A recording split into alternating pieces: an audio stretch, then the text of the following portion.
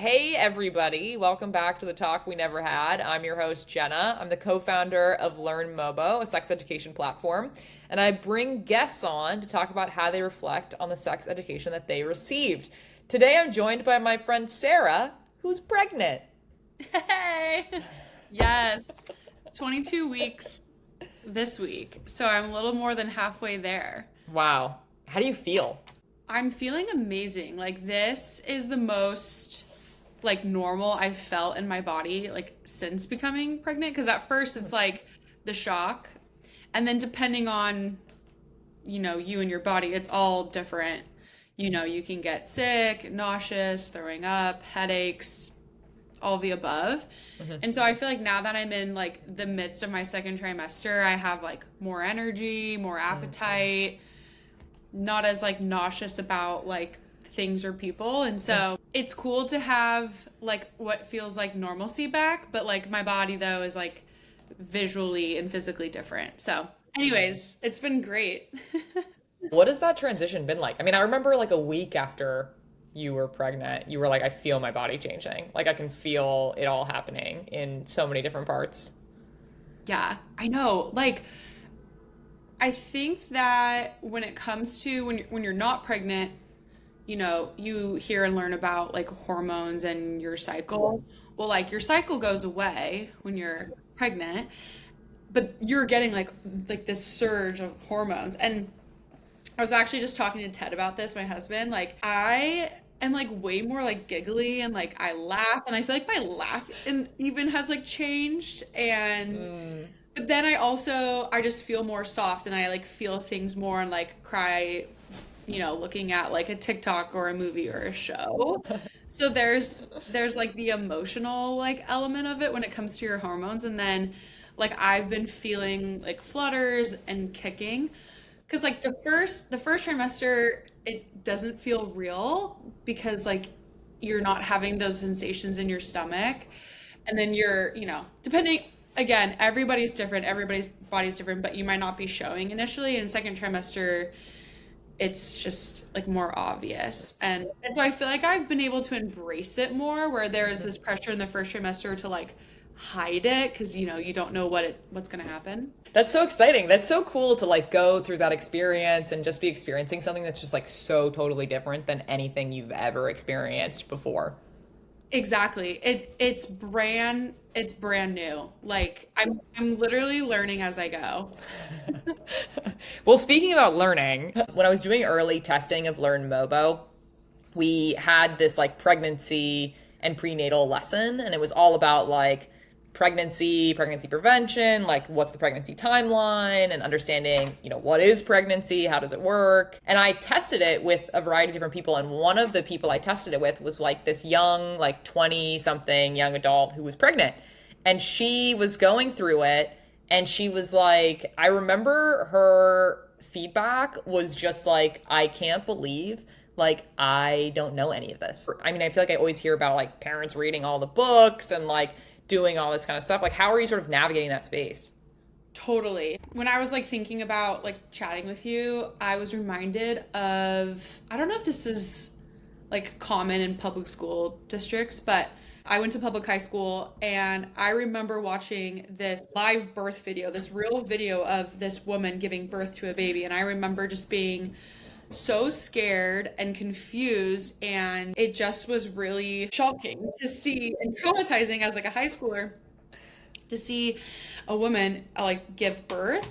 And so I feel like from that moment on, my perception of pregnancy, I kind of labeled it as this scary thing because it was you shouldn't be a pregnant teen. It looks really painful. It's in a hospital. That's intense. You have doctors. And so I think I pushed it to the back of my brain and I actually never really processed what it meant as a high schooler because I was being motivated by fear.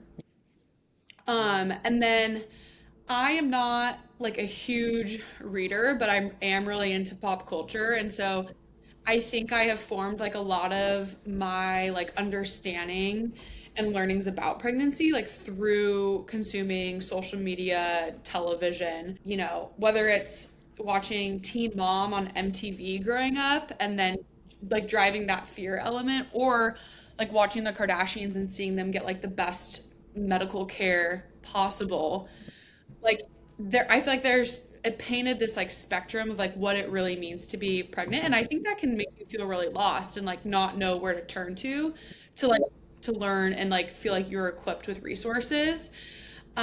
So to answer your question, like I really haven't read much. It's just what I've seen on social media and like word of mouth through like my friends because like I am kind of in that season of I'm 33, so I know a lot of people that have been pregnant, are pregnant, but also people that haven't. So a lot of it is just like having those like meaningful conversations with people I trust and love too. That's yeah, it's so interesting to hear about like how you've navigated like all of these different rhetorics around pregnancy and like when you're growing up, it's like you're in school and your sex education is kind of scary and weird and like don't go down this road because like this is what's going to happen to your body and then you're also like consuming Teen Mom, which is like to your point like kind of fear based, a little bit shaming. It's like I don't want to be that person. I don't want to be in that situation. Like their situation looks terrible. And then also the Kardashians, which is like the total other side of the spectrum, which is like paying surrogates and also like having literally the best doctors in the world, which are all like private doctors that they're like paying out of pocket. And so outside of just pregnancy, like what else do you remember about your sex education when you were growing up? Yeah, so growing up, I grew up in a like, conservative Christian home and environment, which, was really beautiful because I was always told that I was loved unconditionally and that I could always go to my parents if I had any like questions or doubts or insecurities about Oh, like, the world. That was challenging though because, you don't know what you don't know when you're like a child or a teenager. And so I think again, going back to like the shame and fear, like I didn't want to go to my parents like with the questions I had because like they weren't coming to me. And I remember in high school like having, the sex education course. But again, I feel like when you're a teenager, it's just if it was very archaic and it was hard to retain and like engage in because of the way it was being presented to me. So yeah, I never had that conversation with my parents. At least not that I can recall and like remember. And so I did have those conversations with friends, but then, you know, sometimes that might not be like 100%. And so I think that was something that I like was lacking growing up and I really like navigated it on my own. Which is hard. do you remember as a kid what felt hard about it? I think I was just like confused. Like I think when it comes to like even yeah, like with sex education, like that includes so much. Like it also includes like your sexuality, and puberty and also like relationships. I think that like, it's a cliche, but knowledge is power. And I didn't have that knowledge, so I kind of felt powerless like in that topic, which can be like scary and confusing. I also like, all the time I could have saved like, you can be anxious as a kid and you can have like intrusive thoughts and like go down like scary rabbit holes. Yeah, I think I had a lot of questions, but like there wasn't somebody that I felt like I could ask because I was experiencing that shame. I know I could have gone to my parents, but I think shame was like telling me not to. Yeah, you were like embarrassed and you didn't know how to talk about it. Feel like there was no comfortable place to talk about it. And like especially growing up in like a Christian home, I think like faith, religion, like whatever you want to call it, like plays a huge influence. Because it's like, well, yeah, there's like my parents and my teachers, but like then there's God. And you grow up, learning that like he sees and knows everything. So it's like, like can I even be like alone with my own thoughts? So like it can create this like really unhealthy cycle, especially when like you're like developing and you're in puberty. So I like love that we're talking about this because I think that there's like a huge opportunity to like create a resource and put something in place for teens like me.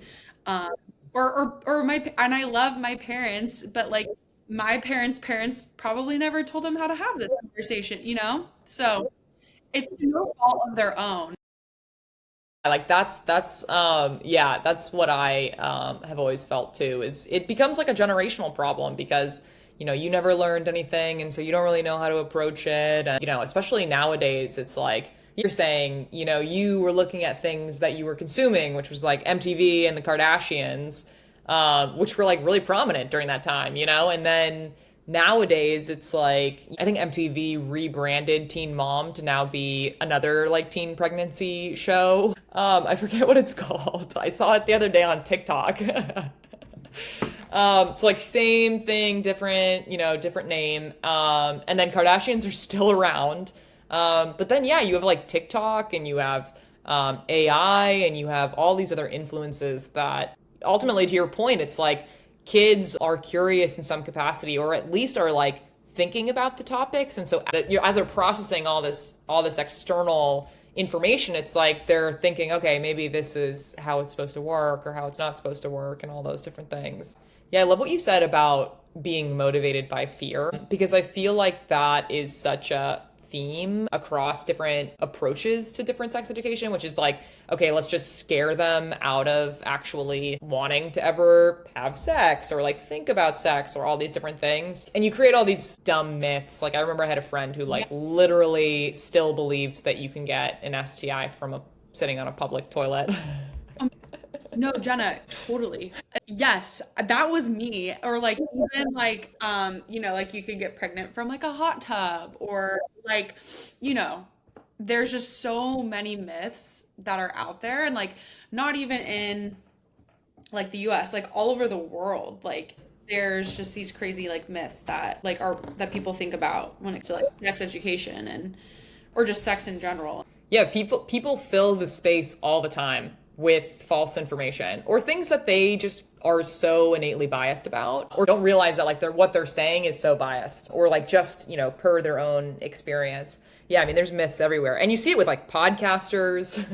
You see it with like the pseudo doctors on TikTok, or where it's like, I like have this thing and like I can speak about birth control as a result of it. And I mean, are you also like, as you sort of navigate, like you're saying, you're sort of learning as you go, you're like navigating social media and the internet and sort of things. Are there like, as you're sort of going through that, like, are you like able to sort of like suss out like, okay, this might be like not applicable to me? Like what does that whole ecosystem look like? Oh man, that's such a great question, especially because I mean, I'm somebody if I'm on TikTok and I see that there's like a new like flavor of ice cream at Salt and Straw, I'm like getting in my car and driving it to go and try it. Like I fall victim. Like marketing teams love me. And so I think it's like all fun and games when it's like, about like food, clothing, trends. But I think when it comes to like your body and your health, it can be like really tricky and scary. And I think that like even going back to the fear thing, like unfortunately, so many women face like struggles and hardships when it like whether it's to the, like getting pregnant to like very unique like medical conditions during like pregnancy and like people and I'm really grateful that people like share their story because like stories are really important, but it's easy to be like, oh, will this be me? Will this happen to me? Like, will this happen to my baby? And so I think it's important to like set boundaries in place when it comes to like your relationship with social media and like what you're seeing on the screen because like as a kid, like we can fall victim to like fear and anxiety. Like, I would love for you to talk about like what, you grow up, you have this like fear-based education, you have this like level of shame, this like, okay, like I don't really know where to learn about these things. I'm sort of navigating it as I go. Like, what is it like to like have that switch from like that fear to like I'm pregnant? Yeah.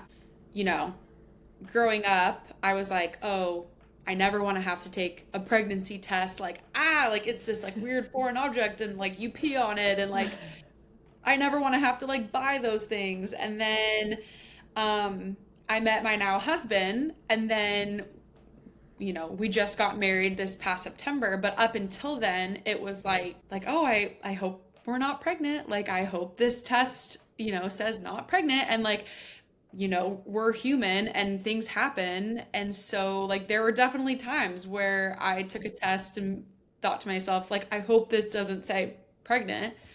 To then you get married. Ted and I both shared like that common like desire to start a family and to get pregnant. And so that moment of like looking at the test and saying pregnant, like it's really weird and like out of body to be like, oh wow, like suddenly now I have permission to be excited that I am pregnant.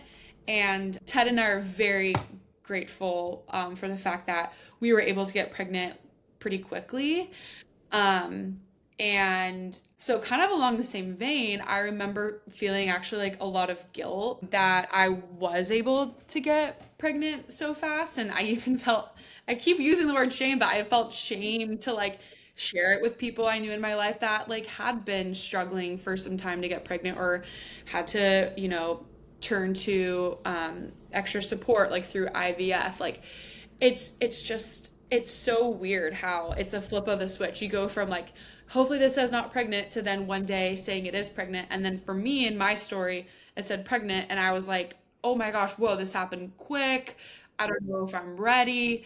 Like, do I want to be a mom? What does it mean to be a mom? I've never been a mom before." So it's quite a roller coaster, which is why I think it's so important. Like tying it back to relationships, like Ted, my husband, is like, oh my gosh, like the best partner and has been like so supportive when it comes to my sexuality and like my journey. Like a lot of what I know now like is through Ted because he grew up in a home where like he was having ongoing conversations with both his mom and his dad. Wow. He didn't grow up with like the similar like faith like background that I did. So I think there was just more like freedom and freedom there to like have those conversations. So yeah, I think that also what really influences you is like the partner in which like you're choosing to like express your sexuality with. Like they really inform and influence like your thoughts and opinions, whether good or bad. So it's also important to like be aware of that too. That's so great to hear that yeah, you found such a great partnership with your husband, with Ted, and like the fact that you're able to sort of navigate this brand new experience and also just like learning about your body, like learning about all these things, like as you're growing and like being with somebody who is very patient and like met you where you were at and has been able to like grow with you, I think is like the best thing you could possibly ask for. I mean, this honestly, it goes down to like a consent lesson plan, like a consent like expectation, which is like where I'm at is like not where this other person might be at, or like vice versa, right? Like not everybody starts at the same place, not everybody ends at the same place, and like the fact that like your relationship creates that flexibility to like meet each other where you guys are both at, I think is like so important, especially when navigating something like this, where to your point, you're like reconciling with like all these emotions you've ever had related to pregnancy, like as your body is starting to sort of shift and it's like you're trying to figure out so much stuff and you're fundamentally trying to figure out how you feel about it and like having someone to be there with you. I'm not making this up. Last night we were eating dinner and we were watching Shrinking, which is a show about a therapist and Yeah. just like life. And all of a sudden I'm like, like something feels like I feel like moisture like against my breast. And then all of a sudden I look and like I apply pressure and then there is like a milky substance coming out of my breast and I'm like, whoa, this, huh? Like, I was like, and then he was like, okay, stay calm. Like, let me Google. And he was like, okay, it's like normal at this like stage of pregnancy to be experiencing this with your body. And it's like, yeah, it's just like no one told me like that would be happening. And so like to have that experience with Ted and have him be like so supportive, like not being like weirded out or grossed out. I also think this brings up a good point when it comes to like sex education, pregnancy is like Google and the access we have now just to quickly like Google something and then now it's all like AI integrated and it's like, oh, like, Google Gemini like says that it's normal for this to start happening at 22 weeks. And it's like, okay, thank you. Like, Dr. Google. Because I think that's been like an interesting learning too. Going to my like OB is like the appointments are really brief, and I think I was under this impression that like all of my doctor's appointments, like we would like sit down and have like this whole conversation about like what was happening, like what to expect. But they're very quick appointments. Like they're super brief. Like there's been a couple where I go in and they take my blood pressure, the baby's heart rate, and then that's like it. And then they're like, "Oh, do you have any questions?" But then again, it's like I'm like, "Well, how much time do you have? Like, what am I allowed to ask? Like, I have a million questions." And so I think that like when it comes to being pregnant, it's important to like really, if you want to like take ownership and read and talk to people that you trust, whether that is a doctor or a close friend. Yeah. When I think about sex education, I just think always about like, arming people with information so that whenever they make the decisions in their life to like do whatever they want to do, that like they have that information with them.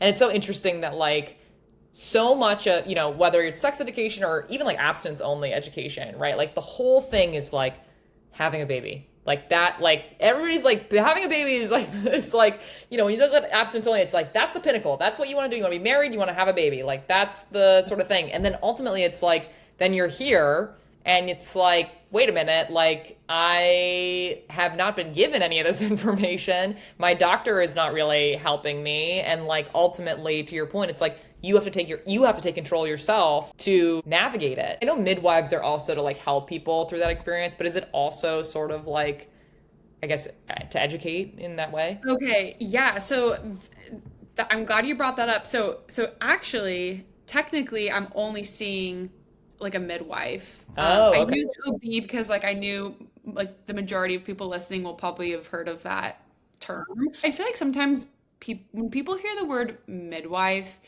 they make assumptions that it's like, oh, that's somebody who like only, supports you giving birth like in the middle of a forest, like Right. on like no drugs and like very limited like medical resources. But a midwife is a medical professional that is trained. They're essentially like nearly an OB, but they have a much more like holistic approach. And so I'm very grateful to have access to that sort of care. Which is why in those appointments, I'm like, I've been surprised because like we're not really like having dialogue and conversation. And so the clinic that I go to, they both have midwives and OBs. So at any point if it becomes like a high risk pregnancy, you transition to an OB. Yeah, I was really excited about the thought of a midwife because I thought it was going to be a little bit more comprehensive, but at the end of the day, like our healthcare, like it's still like pretty transactional. But also okay, like when it comes to being pregnant too, I think I've learned to become like grateful for like quick and easy appointments because then that means that there's really like nothing serious to talk about. That's true. That's interesting. No news is good news. Yeah, I feel like I've heard that from my OB for like my whole life, which is like if we don't talk about it, like that's good. But then to your point, it's like, but also like I have all these other questions. Yeah, I feel like when I think of a midwife, like I think of like the like TV, like representation of a midwife, which is like the person who like, yeah, is like giving like, like moms like shoulder massages and like going to like the yoga classes with them and is like, okay, like this is what's happening. Yeah, I didn't realize that it was like I knew there was like I know there's certificates associated with it because at one point I looked into being a midwife. Because I was like, how, what's like the level of investment that you have to make to do it? Because I worked with somebody who also was a midwife on the side. But yeah, I didn't realize that, yeah, it can literally be a swap for an OB and like, it can just like be your primary doctor in those cases. And then there's doulas who you could like hire. Oh, that's probably what I was thinking of. I looked at being a doula. Exactly. Yeah, yeah, see, yeah. Yes, that's the thing. It's like, how are we supposed to know? That's the Right. thing, you really don't know these like terms and the implications of them like until you're like actually in it. Like really, I'm learning as I go. And one of my friends, she hired a doula. Like basically, it is somebody to really like come alongside you and like be like really whatever you need them to be, like a coach, like whatever to help you. So I'm actually considering like hiring a doula, because they can educate you and train you like pre-pregnancy, post-pregnancy, but then they can be with you like in the delivery room, and be that support for you. Oh, Uh, wow. That's yeah, nice. there's all these different layers to, Like, has there been anything where you're like, man, I really did wish I knew that before? yeah. I mean, like everything. I'm like, I really wish I knew everything. Oh, here we go. This is such a great example. So, Ted and I did opt into what is called an early anatomy scan. And you don't have to wait until you're 20 weeks, which is typically when you have like the big scan. And so we went in, we're like having this early anatomy scan, and the ultrasound tech is just like quiet and is just doing it. And no one told me, depending on your your clinic, sometimes the tech will give you like real time like feedback of like what they're seeing with your baby, and then others don't. Like they're just strictly there to do the scan and collect images. So Ted and I this whole time are like sitting there like really panicking. Yeah, panicking and being like, "Oh my gosh, like what are they seeing?" And I remember at one point she kept measuring like a certain part of the baby, and Ted spoke up and was like, "Oh, what are you measuring there?" And she's like, "Oh, I'm measuring the spinal fluid that will like tell me if the baby has Down syndrome or not." And it's like, "Okay, well, so like what's the answer?" And so lo and behold, we discover that at our clinic there is an OB in another room surveying and reading the images in real time. The tech leaves, connects with the OB, and then if you have some, things to talk about, the OB will come in. If everything looks fine and normal, then the tech just lets you go. And so I just wish somebody told me that, like, hey, the tech might not say anything, like, don't be alarmed, don't be scared. Right. That's so funny. Yeah, that's totally something too that would like make me spiral. That's just like, oh, so clearly like, okay, there's a clear answer for this and like a clear way to go about this. But it's also like funny too, where it's like, yeah, someone came in and just started like scanning, but like nobody was like, this is the plan. Totally. Yeah, which can be the case in so many places, right? Where it's like you go to a doctor and they just start doing stuff and you're like, okay, like, what are we doing? Yeah, and like I don't know about you, but like I like get intimidated when I'm in doctor's office, and it's really vulnerable. You're sitting on this like paper lined stool, and it's like, I mean, I wish I could be more confident in like asking questions or getting clarity on things. And Yeah. um so yeah, it's hard. It's like sometimes I feel like with my doctors, like they try to distract me while they do like examinations. And so then it's like extra weird when they're like, tell me, you have any travel coming up? And I'm like, well, no, like, especially as women, you just like, but I feel like men do this too. I mean, where you just like convince yourself that it's like, I don't really need to ask my doctor about that thing. Like, I don't really want to talk about it anymore. Or like, like I don't want to ask them to do an examination again because I wasn't sure if I like answered the right way or whatever it might be. And yeah, I can imagine too like that vulnerability, especially when you're pregnant and you're going through it Yeah, and you're like you've never done it before and they've probably done it a million times and you're just like, okay, how do I sort of advocate for myself here or like know what's not a dumb question to ask or whatever. right. I also think like on the topic of like going to the doctor, like it also happens like like before you get pregnant, you get your first like pap smear, like you might get your first UTI. Like there are also other like sex educated related things that take place in the doctor's office, and like that can be really intimidating and scary too if like nobody is like telling you like what those things mean, and that Right.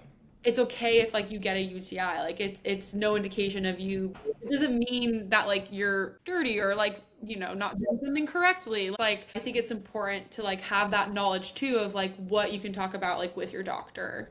Yeah, totally. That's such a great point. Yeah, there's so much like peripheral information outside of just pregnancy that's just like so critical to be able to handle and manage. And yeah, UTI is a great example. I remember when I got my first UTI and like I was like crying in the bathroom at like I was like working as an office assistant and I was literally like I have no idea how to navigate this. I have no idea what's going on. yeah, I didn't know you were supposed to like pee after having like sexual intercourse. Like, Yeah, nobody, yeah, nobody tells you that. So I'm curious, like, as, a mom, like, as a, you're going through pregnancy, when you reflect on, growing up and sort of thinking about sex education and thinking about pregnancy and all these things, like, in relationships, really, right? And like, navigating their body and all that kind of stuff. What do you think about in terms of like what sort of lessons would you want to teach your kids that like maybe you didn't have access to growing up, or like things that you maybe struggled with that like you hope that your baby won't struggle with? I mean, like as like, a pending parent, I'm so grateful for like what like you're doing because it's like I need tools and resources too. I don't know how to navigate those conversations. Like I know what I want to talk about, but I want to make sure that I'm doing it in like an effective, meaningful, like gentle way. And that's hard for me to like, come up with Ted like on her own. So that's why I'm so like excited for like what like you're building because like, not only do like kids, teens, young adults, whoever need this resource, but also like parents need it too. And like I'm like, how do I communicate to my child that, that like I am like here to talk to them like whenever or yeah, I just like that's the thing is like I don't know. Like to answer your question, it's like I want to do it all. Like I want to be like the most like supportive, like loving, like honest, like parent, but it's like, well, how do you navigate that? But I just don't want my like kids to really like have any like insecurities or like fears when it comes to like their sexuality. And I want to create like a safe space for them to ask questions, for me to ask questions, and have it be this like judgment free zone. It's so personal. And so I think what I want to really foster is like that environment where we can like talk about it, but not do what my parents did and not wait for them to come to me. Like I want to be proactive in that approach, but I want to know like how I can do that. That's so, I mean, that's beautiful. I feel like it's funny you're sort of saying like I don't know how to do this, but it honestly sounds like you kind of do know a little bit how to do it. Like I think like it's funny like as I sort of develop different things, I'm constantly reading books about how to talk to your kids about sex because I'm interested in like how different parenting books like frame it, or like how to go about it, and like how they choose to talk about certain things, and like how do you bake that into like a repeatable program or product. But yeah, I mean, I feel like the most important thing is like creating that safe space, and just that space to not, to your point, like just feel like people can learn and grow up, you know what I mean? And understand themselves, or go through the process of learning to understand themselves, and know that that's like a comfortable space, or that like I'm not being judged, or like, and that I'm loved, and that like, I think that is, I think what everybody says is the most effective thing you can do is help someone to feel safe in that space. That is like Ted and I's like hope. And I hope like our kids can be like good influences like on like their peers, because I know not everybody has the same parent or home or whatever that looks like. And so yeah, I hope like I just want our kids to be positive influences too when it comes to like their peers. That's awesome. Yeah, I mean, I feel like, what every parent probably wants is just for their kid to be kind, and like kind to themselves, kind to other people. And I feel like that's how, a lot of this stuff ends up being okay. Also, I love the idea of building products and curriculum for parents. It's a very Right? interesting idea. Because like I think it's like right now it's like, oh, like a parent like gives it, or like helps facilitate it, or whatever. But like to your point, it's like parents also, what happens if I was talking to these teachers and they were like, yeah, kids ask the most out of pocket stuff in classes. And it's like, how do you navigate that? And like, what do you say? And like, are there like things you can like put in the toolbox that's like, let me get back to you about that? Like actually, I don't think so my husband Ted, he was in the Peace Corps for 2 years in Lesotho, South Africa, and he was a teacher. And a huge part of his job was sex education. So I'll have to share with you like those resources. Like now I like when he like, gets home from work, I want to be like, What did you talk about? That's so interesting. That's so cool that he did that. Like a big, like I feel like when it comes to different like countries outside of the US, like I think there's a lot of myths around like condom like usage, and I feel like a lot of that education was like educating kids like this is like safe sex is important, and so yeah, I'm now like, oh, I wonder, yeah, I need to talk to him. Like take out your curriculum. I want to see it. Yeah, I know. I would actually be super interested in it. Yeah, it's very interesting to look at like I'm super focused on the US, but it's so interesting to look at like international cases of like I was talking to somebody who was from India and like was telling me all about like what the education system is like there and like, how there's like all of these public all these like health and mental well-being problems because they don't have this sort of education. And so yeah, it ends up being a whole problem. Wow, so interesting. Look at that. Fun fact about Ted. I didn't know I that. know. That's so cool. I mean, this has been so awesome, Sarah. You're so insightful and it's so fun talking to you about this stuff. I know. No, I really believe in like what you're doing, and I think it's really important and valuable, and like obviously there's like a huge need.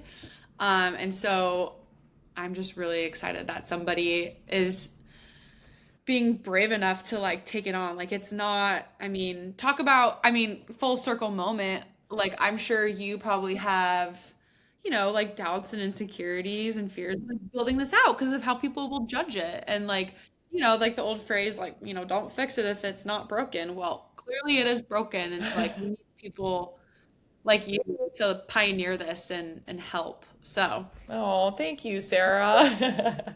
yes. That's so nice. Well, thank you so much for taking the time to come on my podcast. I'll have you again in the Yeah. future. Post, we could talk about postpartum. I'm also very interested in postpartum too. That's also like a whole other bucket of worms.